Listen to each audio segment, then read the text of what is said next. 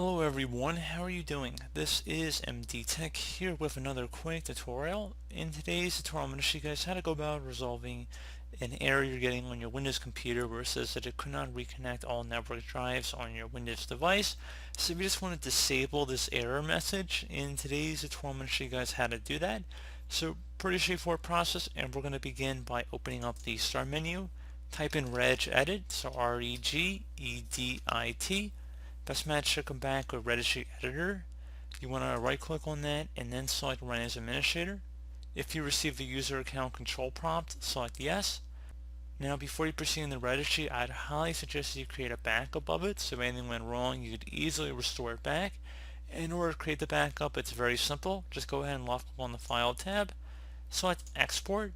File name, I would suggest naming it the date in which you're making the backup. Export range should be set to all, and then save it to a convenient location on your computer. And if you ever needed to import it back in, you just would select File and then Import. So pretty straightforward process.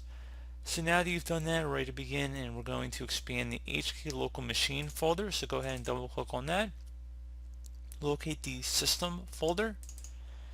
Locate current control set. So go double click on that.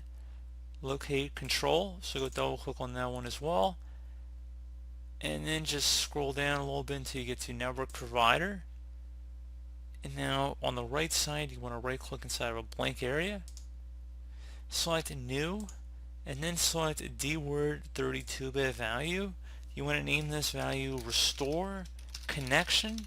The R in restore and the C in connection should both be capitalized. The rest should be lowercase, no spaces in between any of these characters. Hit enter on your keyboard to save that as a new value.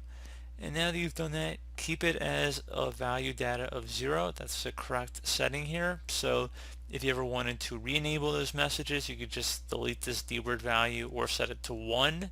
Whatever you want to do really doesn't matter too much to me. But pretty straightforward process there, guys, of how to remove that error message. So as always, thank you guys for watching this brief tutorial. Do hope I was able to help you out, and I do look forward to catching you all in the next tutorial. Goodbye.